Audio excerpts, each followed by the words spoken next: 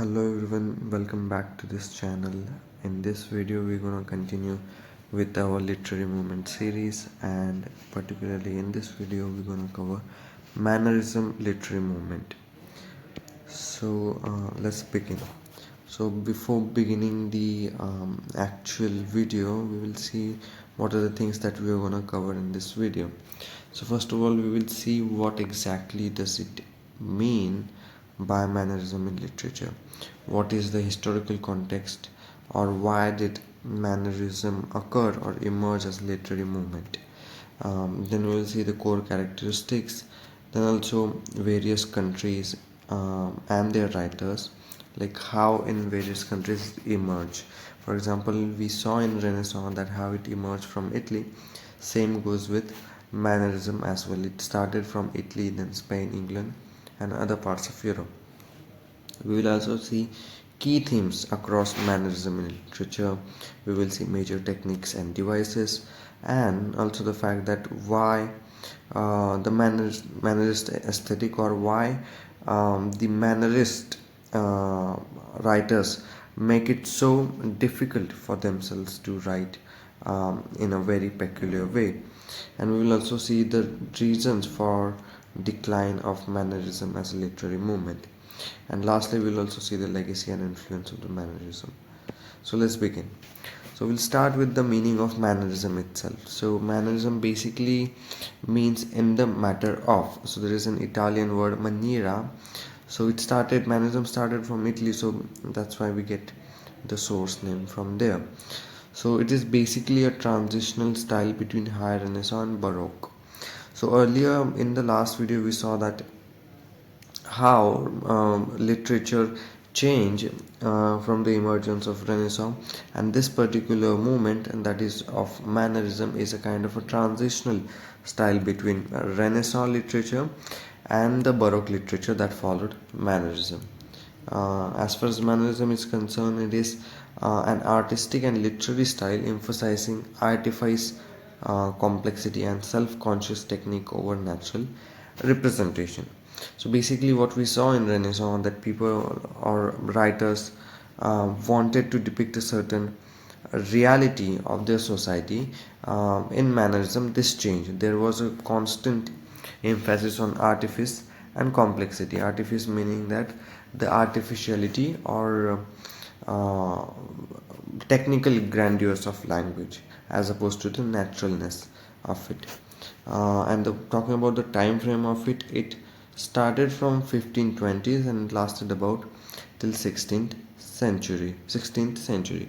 And talking about where it started, again it started from Italy only, then spread to France, Spain, and England as well.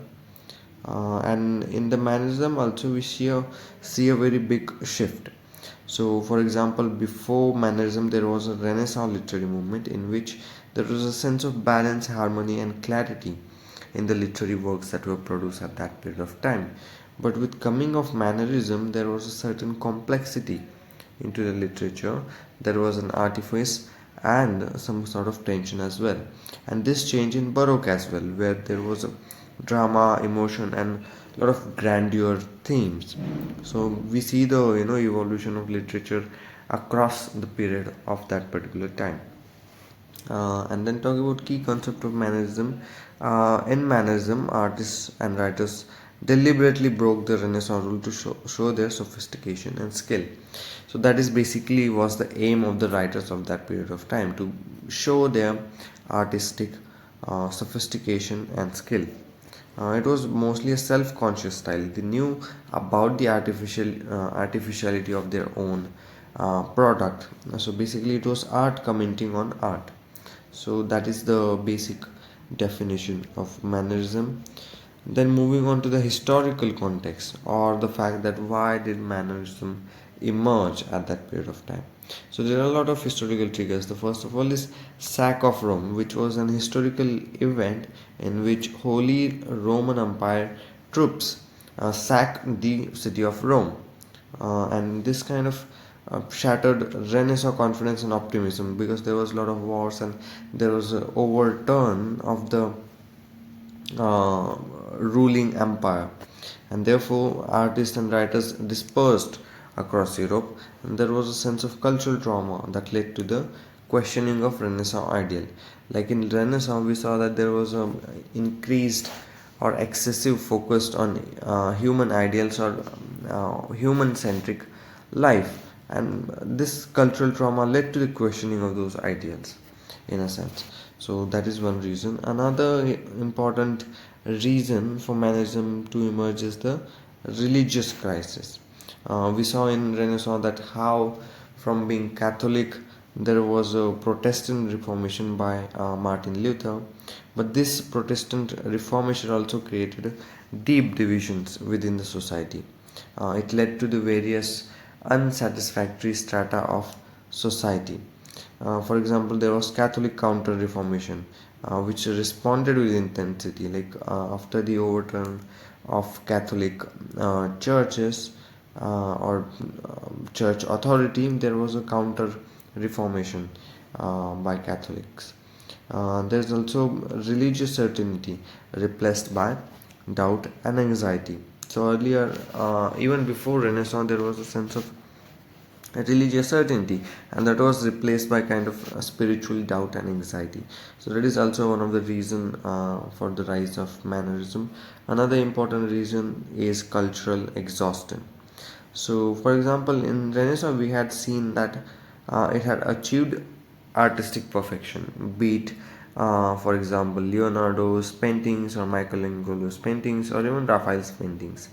So these reach a certain sense of perfection, and then the question arose, like what comes after perfection. Of course, like the goal of the Renaissance were achieved, and then uh, subsequent writers or artists tried to invent new processes in which it could surpass even the perfection. And for that question there was a answer as well. Then writers tried to deliberately distort, experiment, and increase the complexity as well. So those were historical context. There is another historical context of political instability. There were a lot of wars happening, as we saw. There was sack of Rome and etc. Wars between Spain, France, and Holy Roman Empire were also very constant, and there was a loss of Italian independence as well.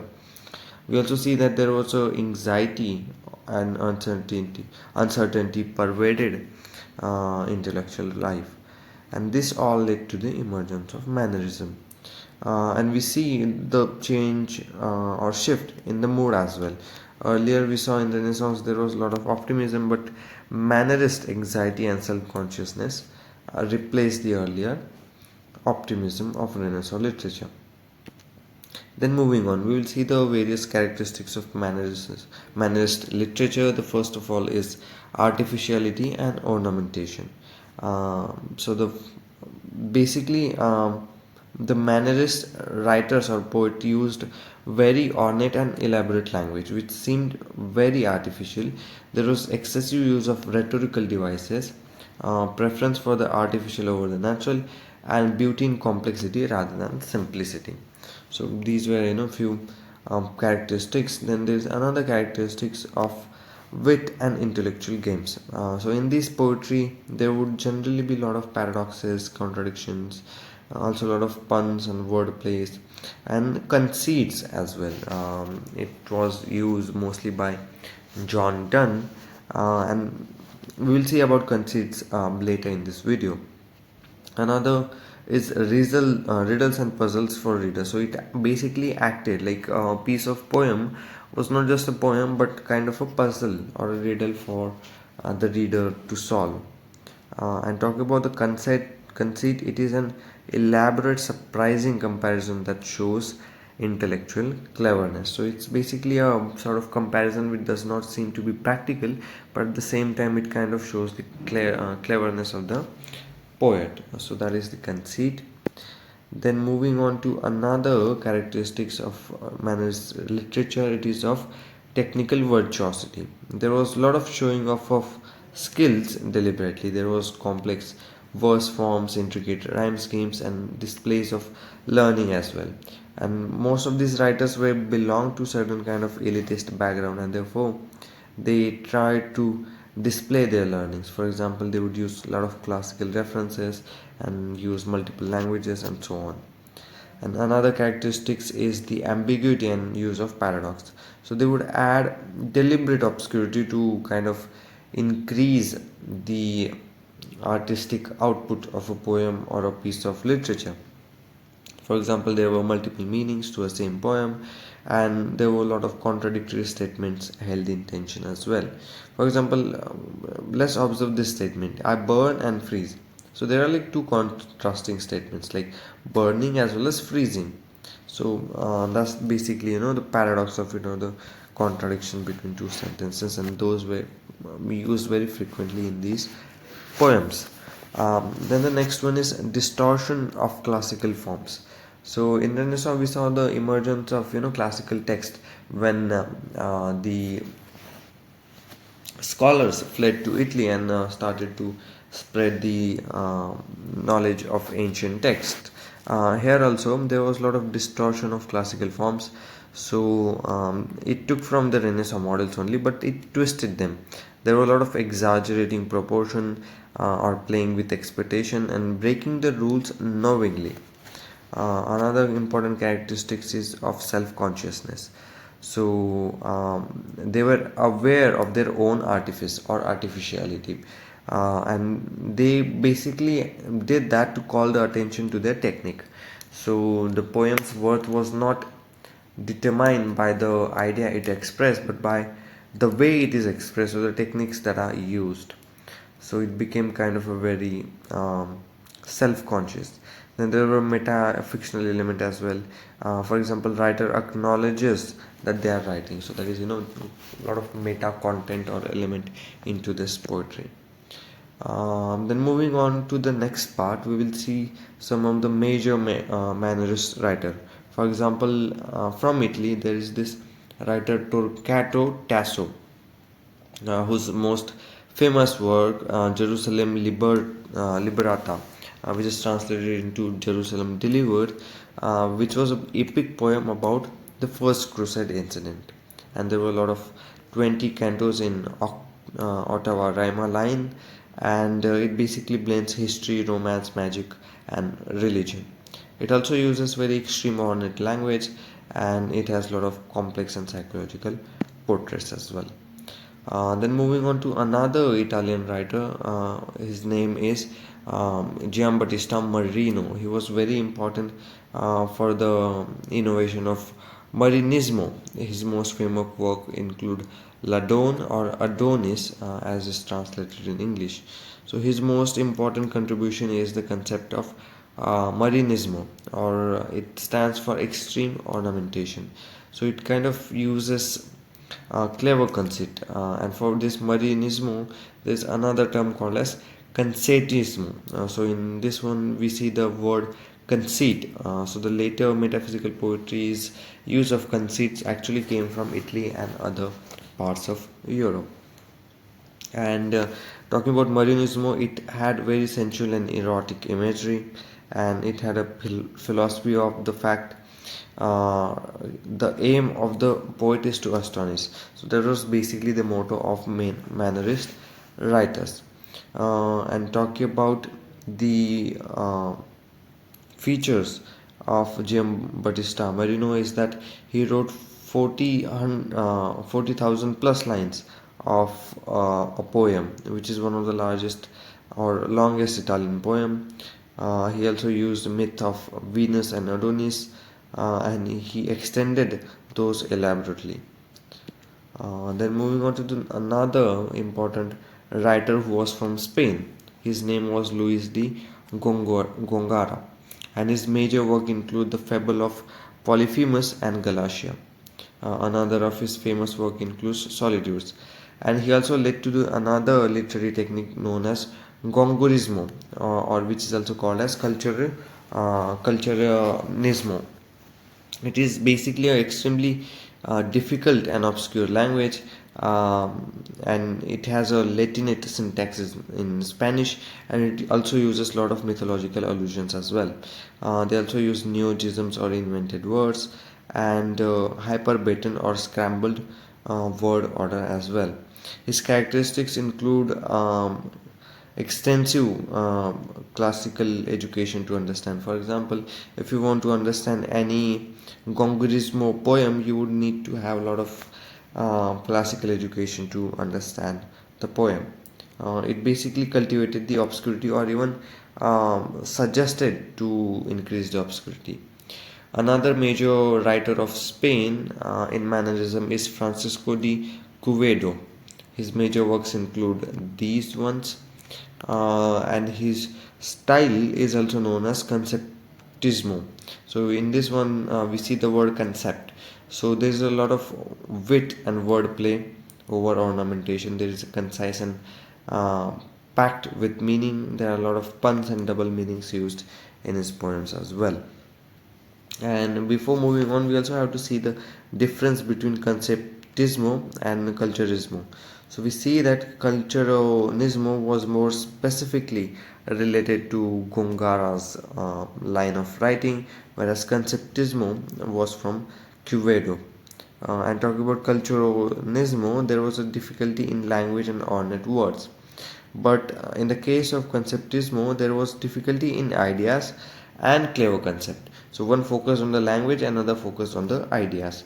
But it is important to remember that both are Mannerist and uses different approaches, but their function or their categorization of Mannerist writers is same. And talking about Quevedo's contribution, he used a lot of philosophical and moral satire as well as metaphysical poetry he wrote as well. Another important figure which is from England is John Lyly. His most famous work include Euphues, The Anatomy of Wit. He also invented the word, or the word came from his invention, is euphemism. It is something that is named after his work and became a literary movement. So, talking about euphemistic characteristics, it uses elaborate similes and unnatural history. It uses a lot of antithesis or alliteration.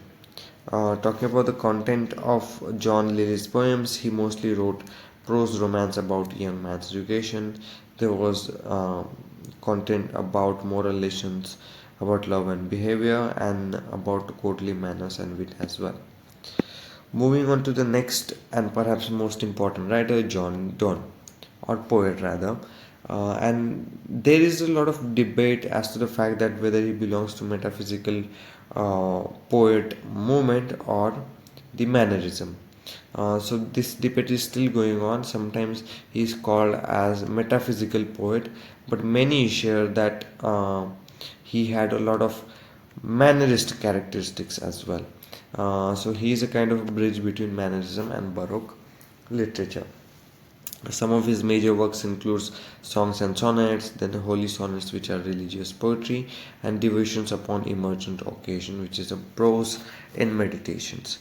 And some of his characteristics were, or the features were, use of metaphysical conceits. So he would use these extended encompassing comparisons. He also used a lot of wit and paradoxes in his poems. For example, this line, that be not proud, though some have called thee mighty and dreadful, for thou art not so. So there is a use of paradox in this one. Like he says death, but at the same time says be not proud. So there is a wit and paradox in his poetry. There is also presence of intellectual complexity, and it also has dramatic opening as well. Then moving on to another important figure is Maurice Sieve. His major work includes Delhi, and his key innovation includes the introduction of Italian patriotism to France. He wrote 10-line poems called as 449 designs. It has a lot of obscure and difficult style, and he mostly wrote philosophical love poetry as well. Then moving on to another major writer, there is a group called as Laplide group. So it is basically a elevated to French group, and it basically aimed to elevate French to classical status. And they also imported Italian and classical forms. They created new words from Greek and Latin as well. So in these group, there are many writers, but the most famous are Pierre de Ronzan and Joachim de Bellay. Then moving on to the next one, we'll talk about the key themes in Mannerism literature or Mannerist literature. The first of all is anxiety and doubt. So there was a lot of loss of Renaissance certainty as well as religious questioning. There was political instability and existential uncertainty as well. In literature, we can see this by representation of tormented heroes in Tasso's Rinaldo. There is also another example of doubt about salvation from Don's Holy Sonnets. So Don had these Holy Sonnets which were about salvation, about concept of God, about doubt, and so on. Another important theme is erotic obsessions. So these Mannerist writers had a lot of erotic observations or intense focus on physical desires in their poems. It often used religious imagery as well, and there was a tension of body and soul between these poems. Another important theme is death and vanitas. So there was a constant understanding of death after the a lot of wars that happened after Renaissance. So there was a lot of skull imagery. There was a representation of decay and corruption as well. In poetry, we see this example in Quevedo's Meditation on Death, and even Don's a lot of poetries deal with concept of death as well. Another important theme is of artifice and nature. It deals with the preference for the artificial, and it basically preferred gardens over wilderness or artificiality over nature. They said that art is superior to nature, and they did art for art's sake. Like this term came later on, but this is the first instance where art was done for its own sake. It also contrasts with the Renaissance. Like in Renaissance, art imitated nature, but in Mannerism, art improves on the nature, not just imitates the nature. So these are some of the key themes of Mannerism. Now we will see the literary techniques and devices. The first and most important one is the conceit. It is basically an extended metaphor, often surpassing or fast-paced.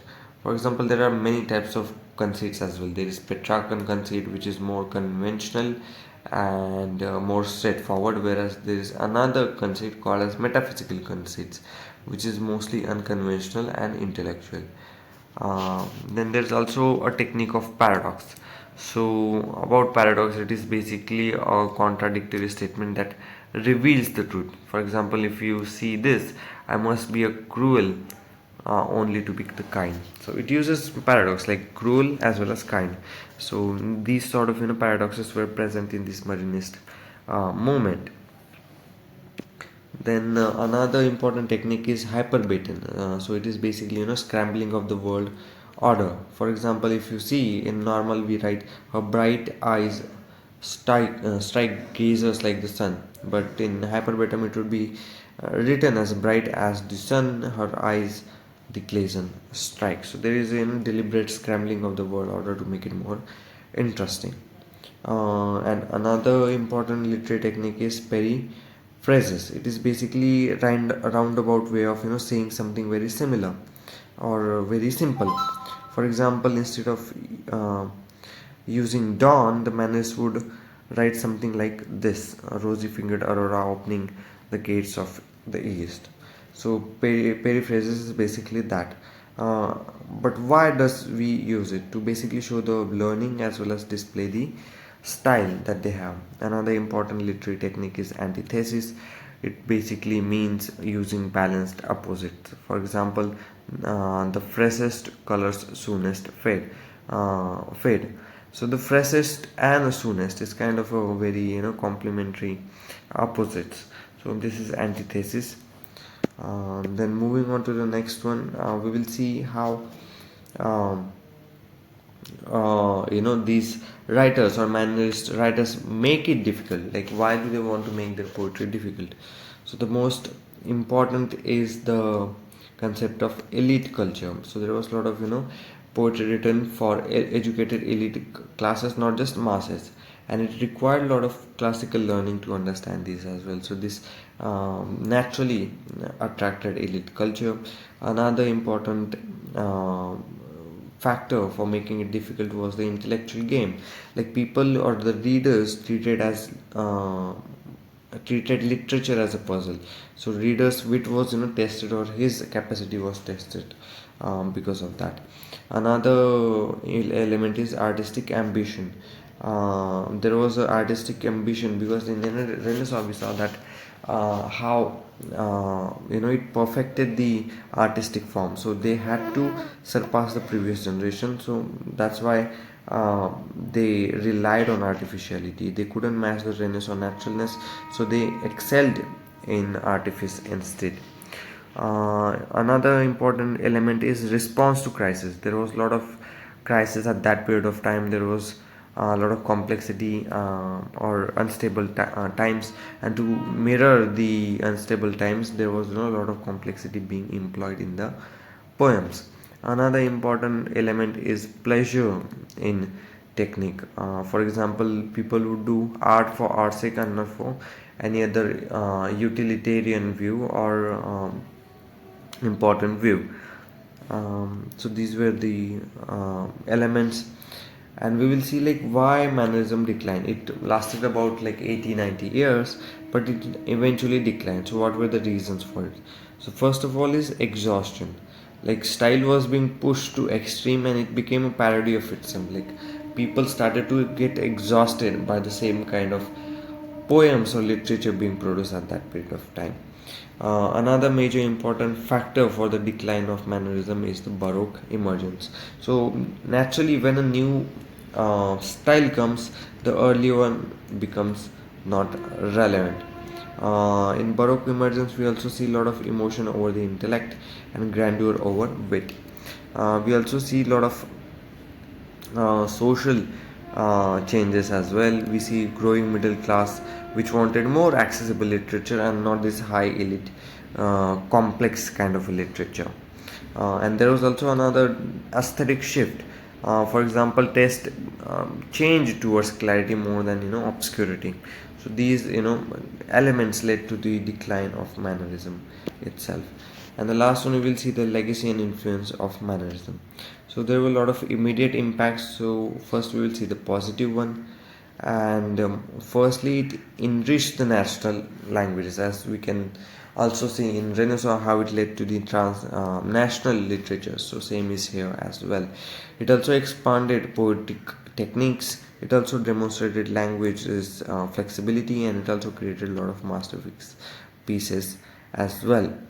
And talking about the negative influence of this mannerism, or the negative legacy of mannerism, is the fact that it became synonymous for bad taste. Like a lot of writers did it for increasing artificiality that other people considered as a bad taste.